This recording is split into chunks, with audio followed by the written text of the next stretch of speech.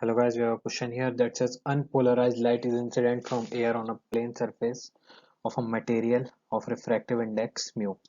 Okay, at a particular angle of incidence I, it is found that the reflected and refracted rays are perpendicular to each other. Which of the following options is correct for this situation? As the answer is written, the correct answer is 2, but why? Okay, so let's assume a plane. Excuse my drawing. I don't have a pad, so I just have to draw it with finger. Okay, here is a ray that is reflecting here and reflecting here. Okay,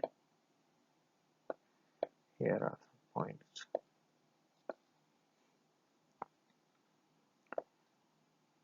This is the incident light.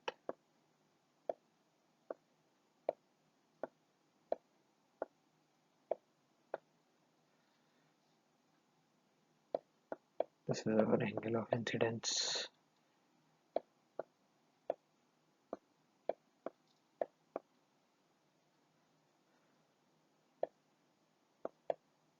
Reflected light. Okay, so let's assume this is our diagram.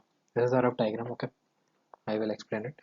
So the reflected ray of a light when the angle of incidence is Brewster angle, okay, would comprise of only the other components of light wave which is oscillating in a direction perpendicular to vibration of electric field vectors.